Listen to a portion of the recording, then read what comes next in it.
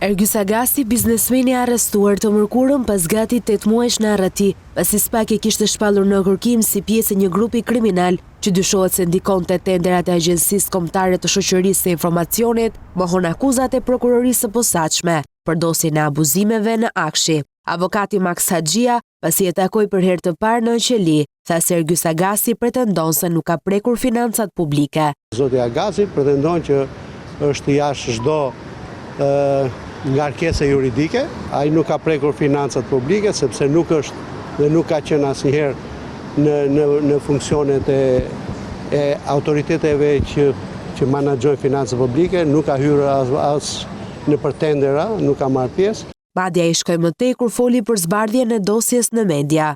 Media e ka fryrë problemin, e ka zmadhuar dhe e ka vënë këtë në epicentër të gjithë kësaj ngarkese.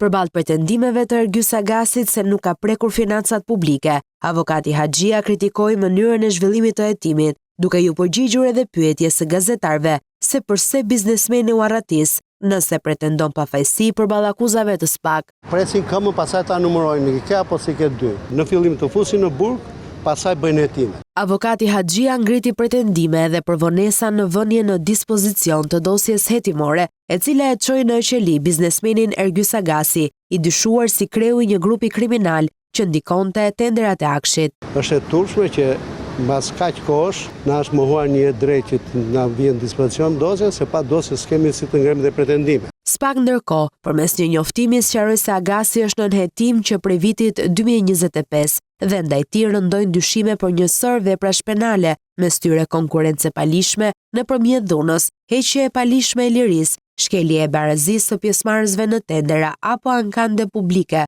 grupi strukturuar kriminal, pastrimi produkteve të veprës penale dhe korrupsion aktiv i personave që ushtrojnë funksione publike. Biznesmeni Ergjys Agasi u arrestua të mërkurën në Durrës ndërsa udhëtonte me automjet së bashku me ish efektivin Ulian Shpataraku, edhe ky i fundit i shpallur në kërkim nga policia. Në vijim Agasi pritet të dalë para gjykatës së posaçme për ilërsimin e masës së sigurisë arrest me burg, të dhënë në mungesë në dhjetor të vitit 2025.